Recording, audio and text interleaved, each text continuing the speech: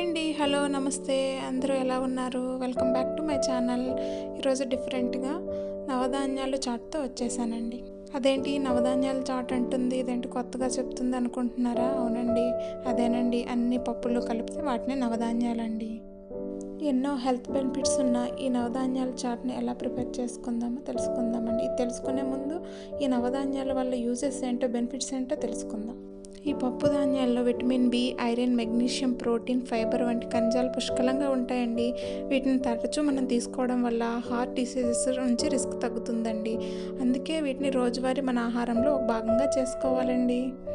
నేనైతే పెసలు, బఠానీలు, రాజ్మా, పచ్చశనగలు, కొమ్ము శనగలు పచ్చవి, పల్లీలు అండ్ మట్కా తీసుకున్నాను.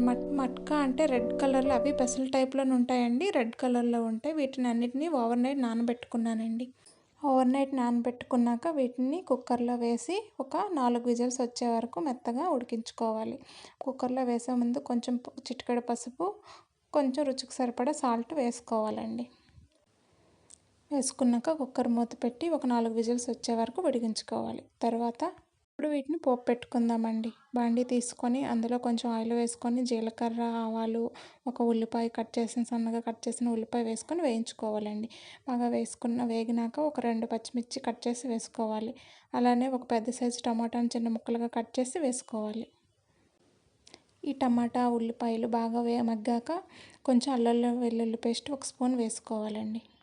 ఈ అల్లం వెల్లుల్లి పేస్ట్ బాగా వేగాక 1 స్పూన్ ఉప్పు యాడ్ చేసుకోవాలండి. కొంచెం పసుపు యాడ్ చేసుకోవాలి. ఈ మిశ్రమాన్ని బాగా మిక్స్ చేసిన తర్వాత 1.5 స్పూన్ కారాన్ని యాడ్ చేసుకోవాలి. కారాన్ని యాడ్ చేసుకున్నాక 1 స్పూన్ జీలకర్ర పౌడరు, 1 స్పూన్ ధనియాల పౌడర్ని యాడ్ చేసుకొని బాగా మిక్స్ అయ్యే వరకు కలపాలండి. ఇది బాగా వేగాక దీంట్లో మనం ముందుగా ఉడికించి పెట్టుకున్న ఈ నవధాన్యాల మిశ్రమాన్ని మొత్తం యాడ్ చేసి బాగా కలుపుకోవాలండి. ఇది బాగా మిక్స్ అయినట్టు కలుపుకున్నాక 1.5 గ్లాస్ వాటర్ని పోసుకొని బాగా ఉడికించుకోవాలి. అంతేనండి, సింపుల్గా చాట్ రెడీ అండి. అంతేనండి, ఎంతో హెల్త్కి మంచిదైన ఫైబర్ పుష్కలంగా ఉండే హెల్తీ చాట్ రెడీ అండి. దీంట్లో కొంచెం ఆనియన్స్ యాడ్ చేసుకొని ఒక హాఫ్ నిమ్మ చెక్కని పిండేసుకొని ఆనియన్స్, నిమ్మ చెక్క బాగా మిక్స్ అయినాక కొంచెం కొత్తిమీరని యాడ్ చేసుకోవాలి. కొత్తిమీర యాడ్ చేసుకున్నాక సన్న కారపూస ఉంటుంది కదండి, దాంతో అది యాడ్ చేసుకొని కొంచెం చాట్ మసాలా యాడ్ చేసుకొని తినేస్తే అంతేనండి, సింపుల్గా ఈజీగా హెల్త్కి ఎంతో మంచిదైన చాట్ రెడీ అండి. దీన్ని బ్రేక్ఫాస్ట్గా తీసుకోవచ్చు, ఈవినింగ్ స్నాక్స్ టైంలో తీసుకోవచ్చు.